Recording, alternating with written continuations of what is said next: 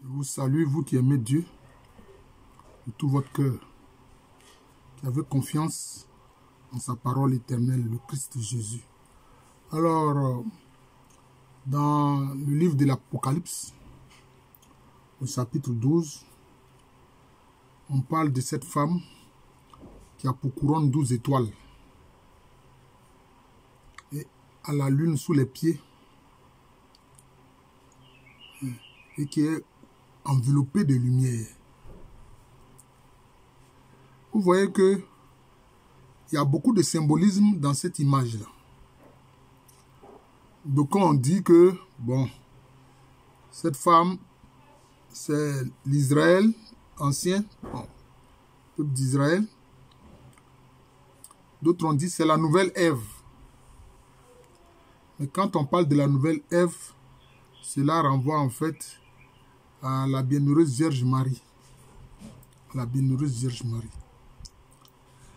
Pourquoi elle est enveloppée de lumière? Elle est enveloppée de lumière. Cette lumière, c'est la lumière divine. C'est la lumière divine. Est-ce que vraiment Israël l'Ancien a été enveloppé de lumière? Parce que quand on regarde les reproches que Dieu fait à Israël à travers ses apôtres, pardon, à travers ses prophètes, il y en a beaucoup. Les reproches du prophète Isaïe, les reproches du prophète Ézéchiel, etc. Il y a beaucoup de reproches. Les reproches du prophète Élie, etc. Donc je ne pense pas que l'ancien Israël soit concerné par l'image qu'on présente de cette femme-là. Cette femme, c'est la Vierge Marie. C'est elle, la nouvelle Ève. L'ancienne Ève, c'est l'Ève du péché. L'Ève de la désobéissance. Vous voyez. Mais la nouvelle Ève, c'est l'Ève des enfants rachetés. Des êtres humains rachetés. Qui sont sous la grâce du Christ et la communion du Saint-Esprit. C'est cela. Ceux qui ne se perdent pas parce qu'ils sont en Christ. Cette femme. Alors, c'est vrai, les 12 couronnes, bon, les gens ont ramené ça aux 12 tribus d'Israël. Bon.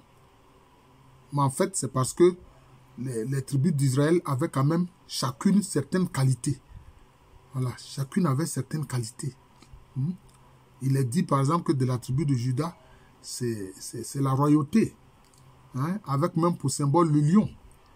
Et l'un des titres qui a été donné au Christ, c'est Jésus, lion de la tribu de Juda. Vous voyez, chaque tribu a une qualité qui lui est intrinsèque. Vous voyez, c'est cela.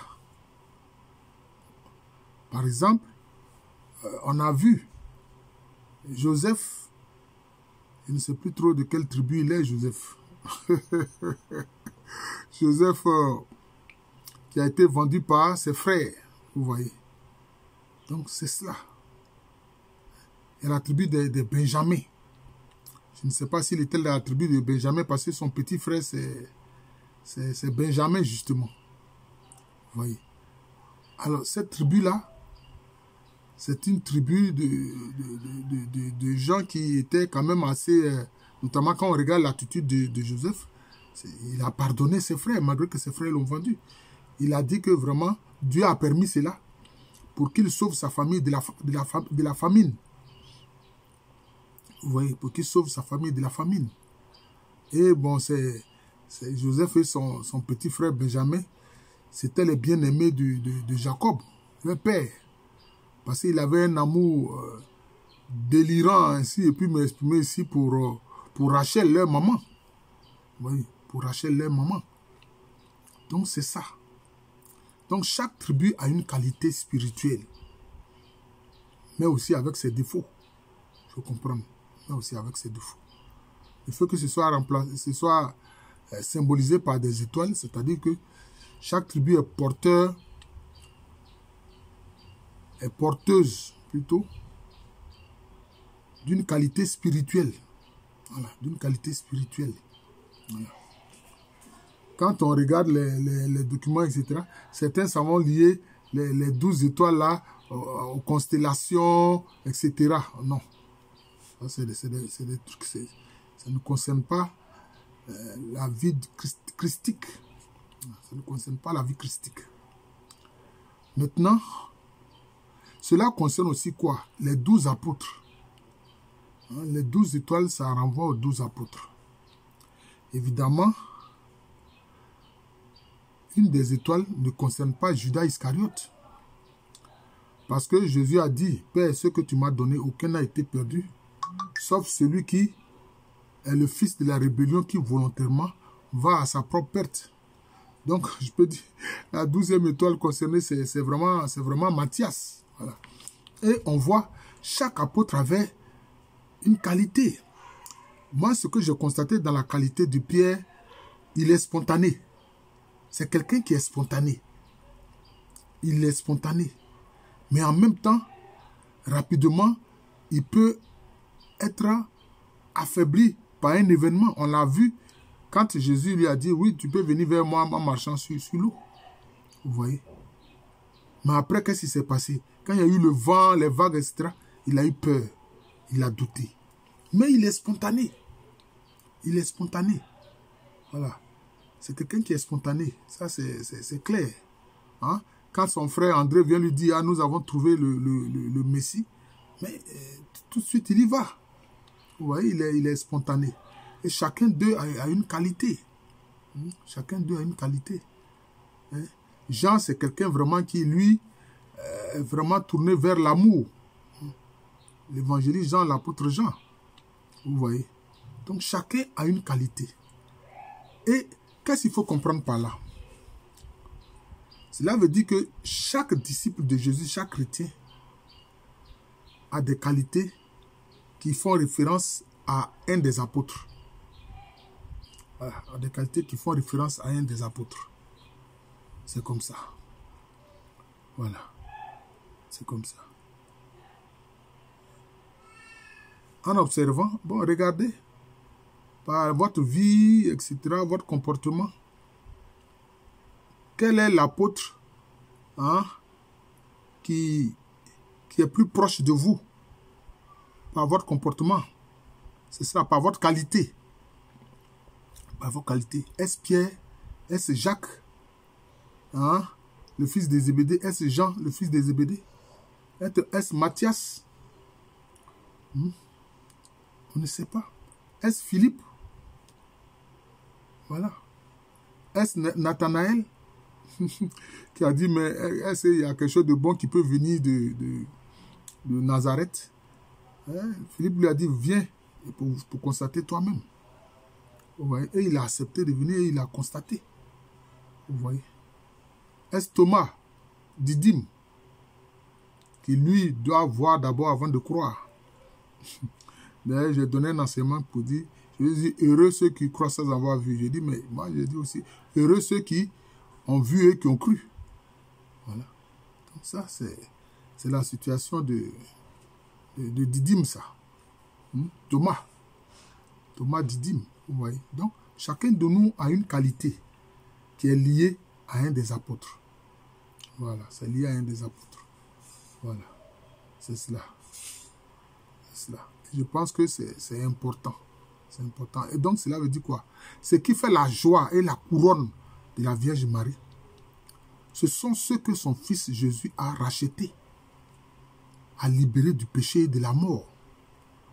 Parce que le salaire du péché, c'est la mort. Voilà, c'est comme ça. C'est comme ça. Voilà. Et c'est ça qui fait la joie de Marie. Et c'est ça qui fait sa fierté. Et c'est ça qui fait sa couronne. Voilà. C'est comme ça. C'est qu'en Christ, elle donne 12 types d'apôtres et 12 types de disciples. Voilà, c'est comme ça. Maintenant, elle a la lune sous les pieds. D'abord, elle est couverte de la lumière divine. Ça c'est la lumière divine. Quand on voit elle est recouverte d'un manteau de lumière, ça, c'est la lumière divine. C'est comme ça. C'est la lumière divine.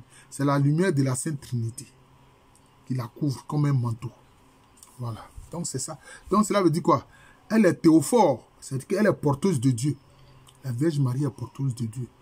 Aujourd'hui, je crois que les gens estiment ces apparitions à 2000 apparitions.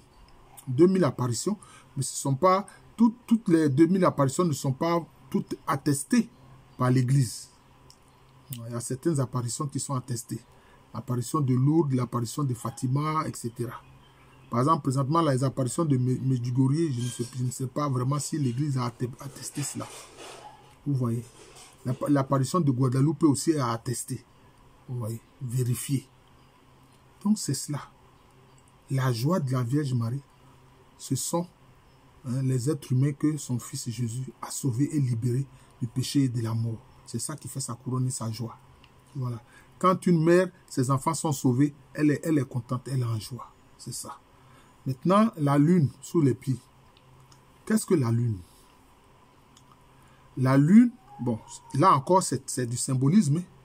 La lune reflète la lumière du soleil.